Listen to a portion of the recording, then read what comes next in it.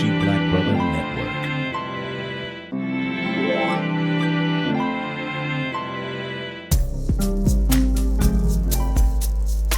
Good afternoon and welcome to Fade to Black Cinema. I'm Michael, your Bougie Black Brother, and I'm here with my co-host, Alicia. Hello. And we just got back from seeing a movie that wasn't high on our list, but lately it's just been a little terrible, don't you think, baby? What's been being released? Yeah, there haven't been too many good movies out for the summer. Disappointing. Yeah, and so... Well, it's the beginning of summer. So. Yeah, the beginning of the summer. So we decided to go see a movie called Anna, A-N-N-A. An interesting kind of like spy movie.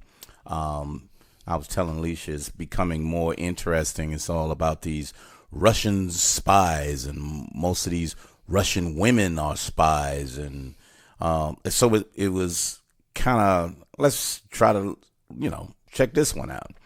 Wasn't any big expectation. Did you have any, we saw some slight previews, but nothing exciting. No, it wasn't like, it was like you saw her driving through like Russia shooting people. I don't even think she was shooting people. It was some short scenes that seemed interesting. Let's just put it that way. It seemed interesting. And you said it wasn't rated by the critics too high either, did you? Yeah, the critics didn't give it a high rating, no. But the people liked it. So yeah, they really liked it. So in between that, we said, okay, we'll check it out.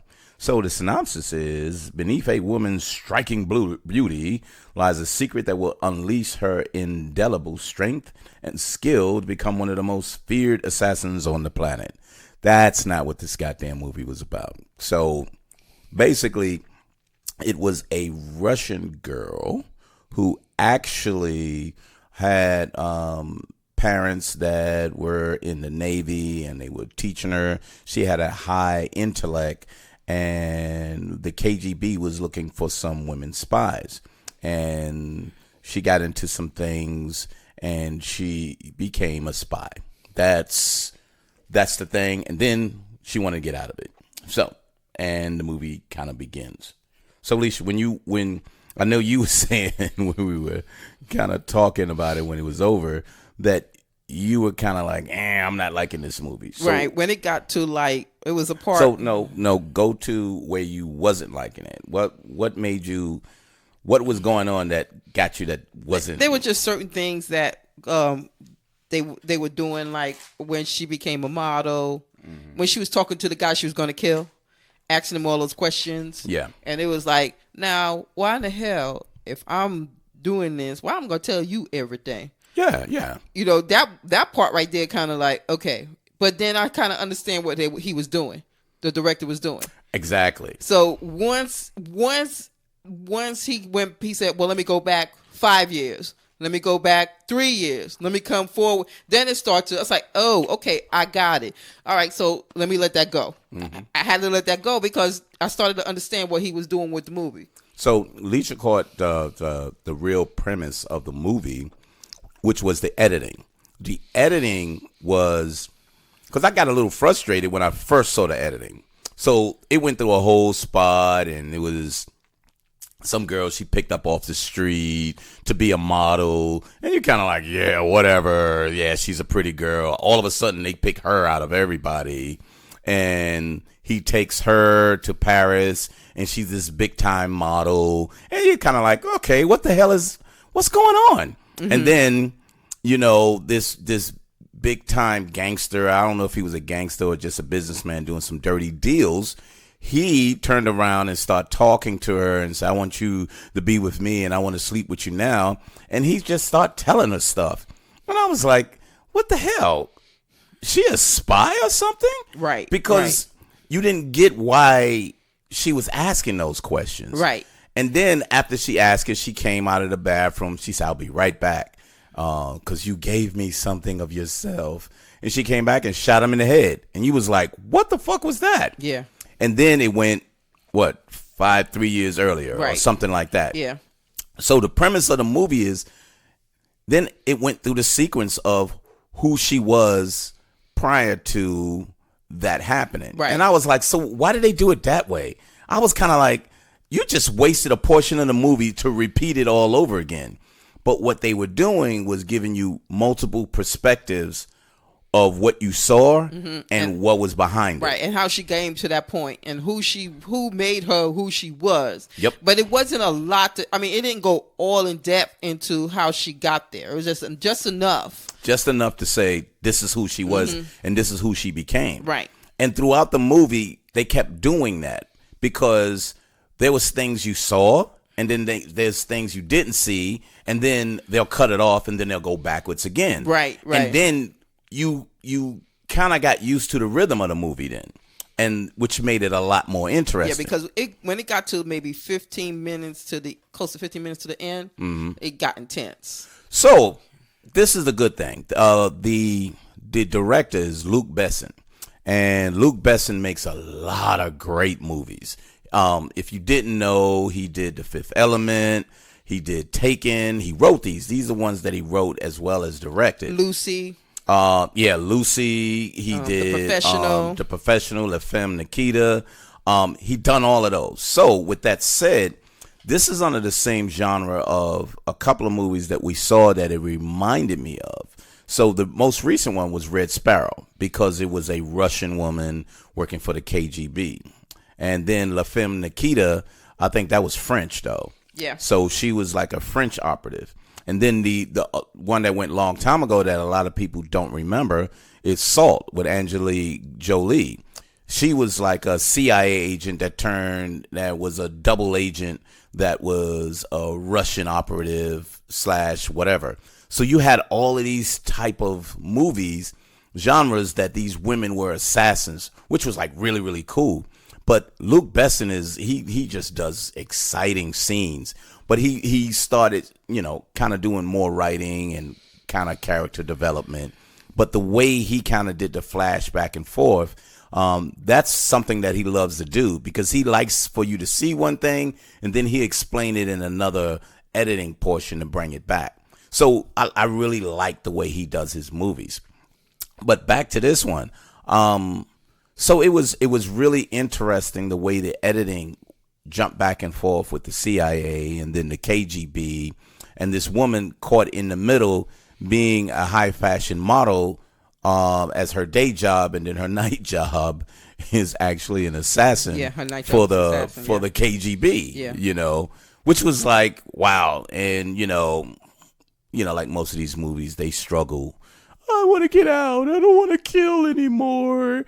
And they said no one gets out of the KGB, and they put a gun to her head and just make sure she know there's only one way out of the KGB. And I was like, oh, okay. That's kind of fucked up, especially when we saw Chernobyl. You know what I mean? So anyway, but the sequence of the movie, it has a lot of exciting portions with her. But this one, I think, made it more interesting with the editing. The action scenes were great. Yeah, they were good. But it wasn't as much as your regular action movie because they wanted you to see the suspense and the mystery portion of, wait a minute, what the hell's going on? They playing each other. Who's playing who? And he wanted to show a lot of that without just having action behind action behind action. And it kind of played off really well. I mean, how did you look at that though, man? I mean, I liked it. I mean, at some point I was like, okay, but then when I started to understand how he was bringing it back and forth, right within the middle of the movie, it started to get better. Okay, it started to get better and better. I like, okay, I definitely would like to see it again. Because you kind of understand it. Yeah. And there were certain things I think I missed, but he made sure you didn't miss nothing. He really because he kind of went over it again. Right. So it was so cool. What you saw, you got, but then if you missed it, he went over it again in a different perspective. So you either validated what you saw, or you was like, "Oh, damn, I missed that part." Oh, okay, I get it. I could see there being an Anna too. Yeah, because you just never know. Right. You know what I mean? Because they got two guys after her that was in love with her because she fucked them both, which is and the girl, but they didn't bring her in it because she was just a model, just Just she wanted was just to be there. happy. Yeah, she was just that was her partner that she was hanging with. But yeah, and then the head, Helen Mirren. Yeah, Helen Mirren. Oh, she's just fantastic. I love anything that she's in. She played that part good. She was great. So she was like the KGB recruiter / trainer, and she was pushing like the director or manager. Yeah, of the people. Yeah. And then there was the KGB director on top of her. Yeah, you know what I mean? Yeah. So, but a very, very interesting movie. Very, a little better than I expected would have been, and I really kind of enjoyed it. I like the play on, who was she really working with. They wrote it differently to make her, because she was so attractive, the best thing you can do for her is make her a model. And then after she's a model, that would attract some men to her so she can kill their ass. But then the CIA and the KGB didn't know that they were both using the same operative. But anywho, what's your rating on that, baby? I gave it a 7. Wow, that's a little lower than I expected. I actually gave it an 8. And I gave it an 8 because, normally when I give something anywhere in the 8s, I want to see it again. I enjoyed it. And even though the critics didn't like it, I'm wondering how much money it made for what, like Leisha said, it would become a sequel after that. And I don't know who this young lady is. Never seen her before. So that made it interesting. I'm just wondering what kind of star she was. And she was in Valerium. She was in small parts. She wasn't in anything major. Her name is Sasha Luce. Mm-hmm. Born in. She did a couple of things. Nothing that stand out. Nothing that we watch.